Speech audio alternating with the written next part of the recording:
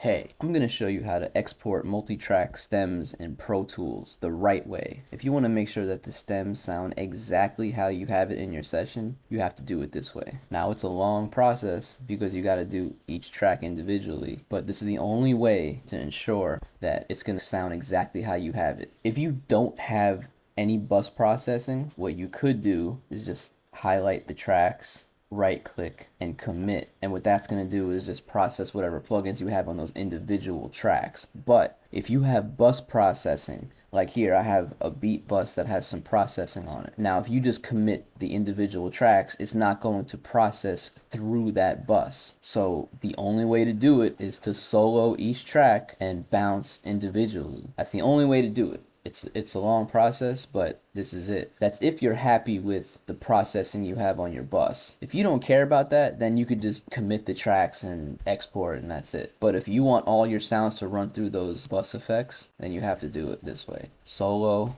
Now make sure you stick to these settings. I always do physical output, interleaved, 32-bit, you know what I mean? Bounce it out. Next track, do the kick, same way. If you have similar tracks that go together, like I have an 808 and a distorted 808, you can just bounce them together. So you could just solo both of those tracks and then bounce them out. And then maybe you have a few percussion tracks that work well together. As long as the sounds they work well with each other. If one of them is like way different sounding, then maybe you want that to be on its own track. And that's how I would pretty much do it for the beat. Okay, now for vocals, it's best to have the reverbs and delays on separate tracks. I'm going to mute the delay and reverb buses, and I'm going to go through, solo, bounce each track.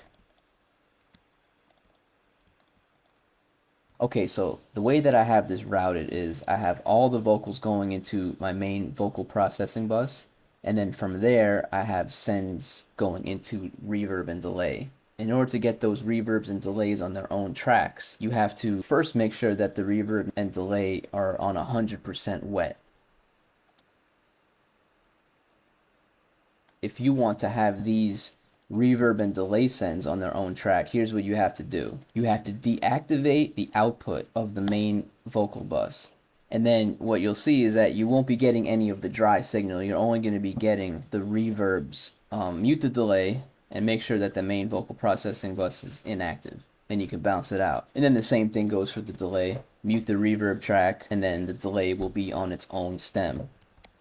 What you want to do is always discuss it with your mix engineer. They may want completely dry tracks with no reverb or delay. They may want alternate versions, like, hey, send me both your effects and then with no effects. A lot of clients and artists nowadays have demo-itis. They want to hear exactly how they had it in their original demo, and that's understandable. That's cool. But just make sure whatever you like, you bounce it out how you have it, how you like it. Make sure you print it, bounce it out, stem it out.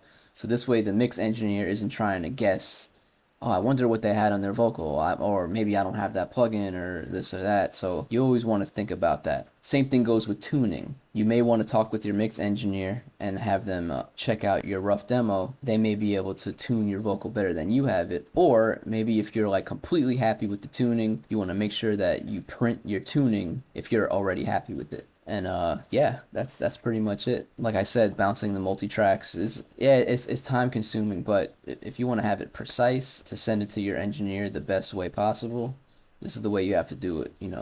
Perfection takes time. Oh, and one more thing. Always double check and play back your stems before you send them out to your mix engineer. Make sure that they're right.